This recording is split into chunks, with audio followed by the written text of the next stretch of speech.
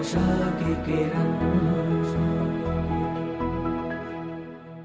પરમાત્મા જેટલા ઐશ્વર્યને ભક્ત પામે ને તો પણ દાસત્વપણું ક્યારે જતું નથી. કેમ તો કે ભગવાનને જેવા જાણે ઓળો ભક્ત થઈ જાય, પણ ભક્ત ભગવાન એને અમાપના અમાપ લાગ્યા કરે છે.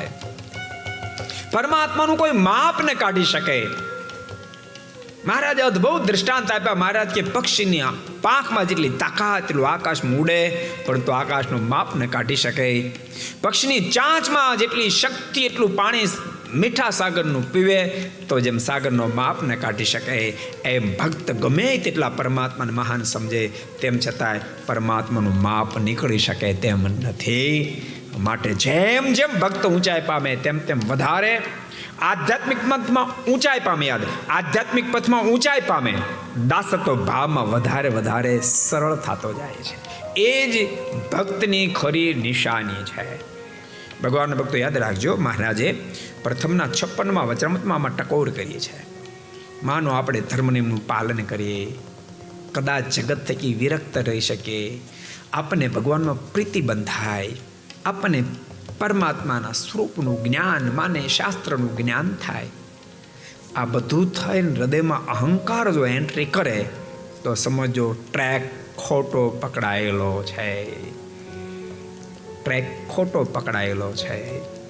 ગમે તેટલા નિયમ ધર્મનું દઢીકરણ થાય, ગમે તેટલી ભક્તિ આપણે કરી શકીએ, પ્રેમ કરી શકીએ, ભક્તિને માયરું પરમાત્મામાં પ્રેમ કરો એ પણ ભક્તિ છે.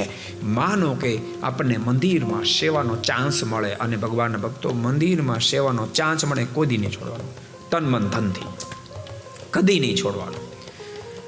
બહાર આપણે મોટા શેઠ છીએ, સાહેબ છીએ, અધિકારી છીએ, પણ મંદિરમાં તો દાસ જ છીએ. મંદિરમાં તો ઠાકોરજીના દાસ જ છીએ.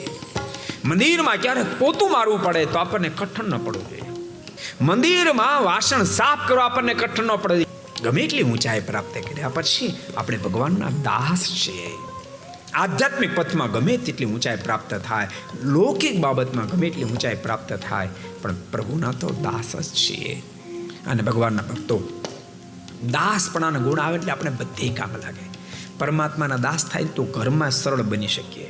ભગવાનના દાસ થાય તો માતા પિતાની પ્રામાન્ય રાખી શકીએ, વડીલોને આમન્ય રાખી શકીએ, સંતોને આમન્ય રાખી શકીએ, વડીલો હરિભક્તોને આમન્ય આપણે રાખી શકીએ, મહારાજને આમન્ય રાખી શકીએ. બધા જ ગુણ ઓટોમેટિક આવે. અહંકાર એન્ટ્રી કરે ને તો બધી જગ્યાએ આપણે ભટકાઈ. શું થાય? ભટકાઈ. મોટા સંતો સાથે ભટકાઈએ, મોટા વડીલ હરિભક્તો સાથે ભટકાઈએ, આચાર્ય સાથે, બધી જગ્યાએ આપણે ટચલ થાય. દાસત્વ ભાવ જાય તો માતા પિતા સાથે પણ એક પોઝિશન થાય.